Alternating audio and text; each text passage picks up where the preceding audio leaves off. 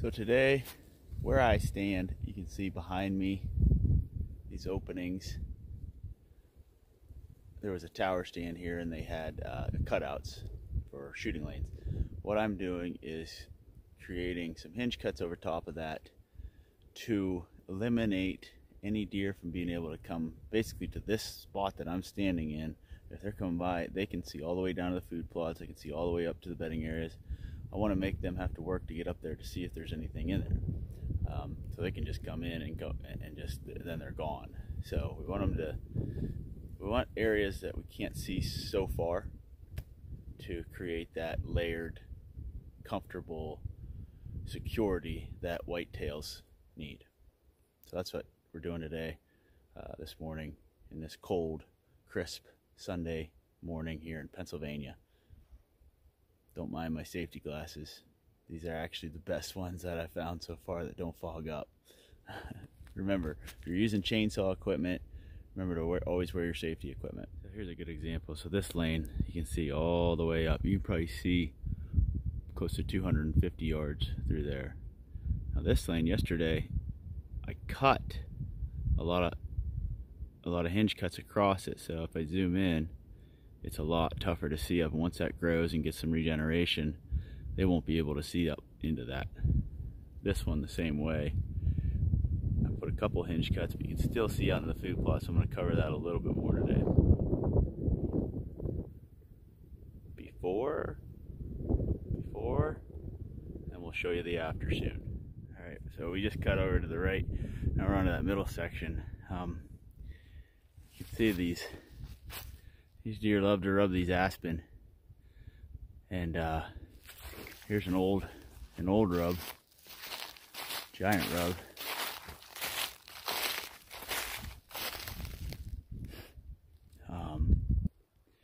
So we need to come up with a plan to kind of block off this very front part.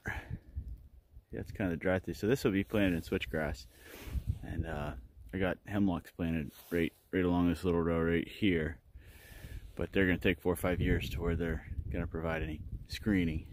So for now, I think we're going to take this one, drop it over, probably that one there behind that pine. I don't know if it's going to really do anything though. That bunch in the middle there, right here.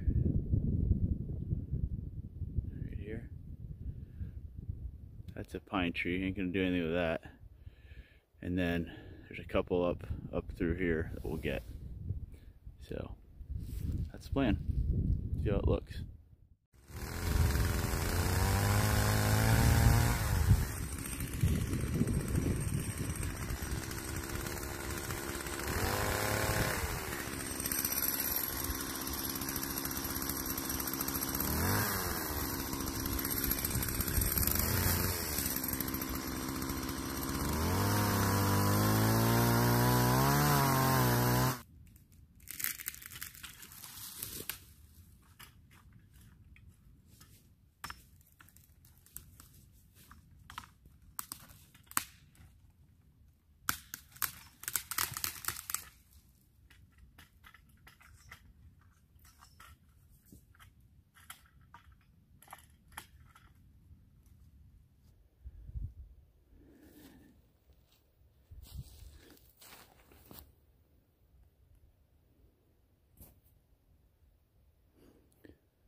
So once that regenerates, that'll be like a wall through there.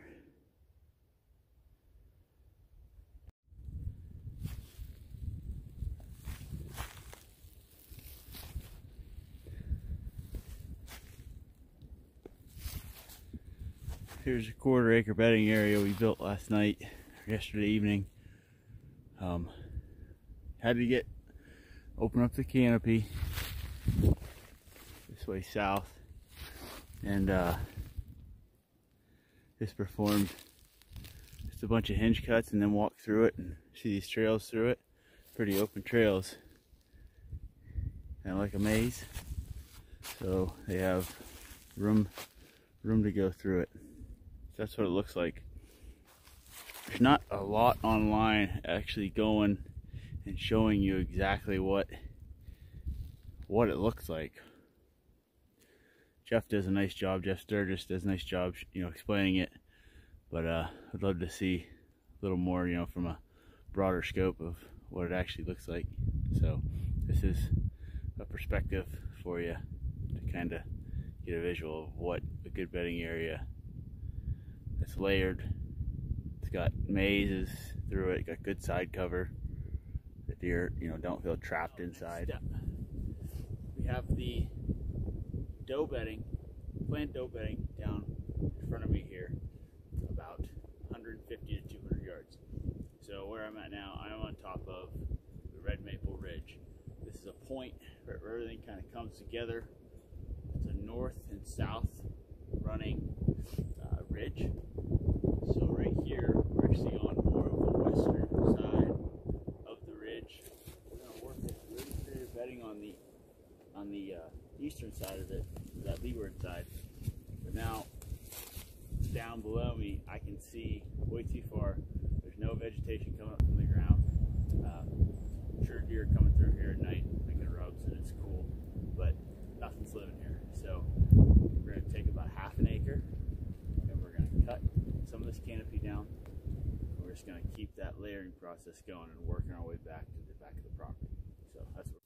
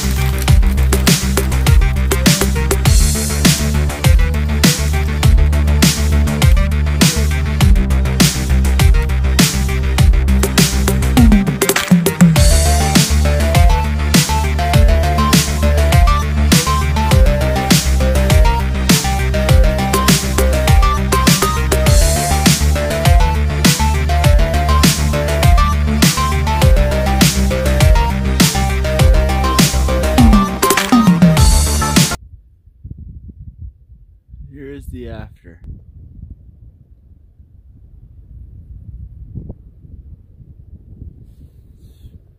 A lot better.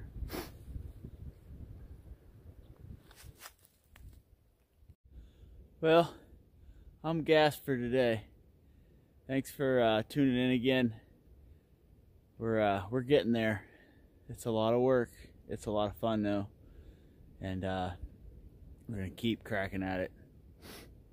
These bedding areas will definitely pay off once the season comes and the food plots are in, and then we're hunting it.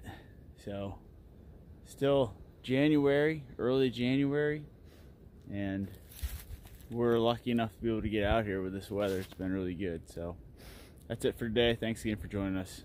See you next time. Whitetail Kings. Later.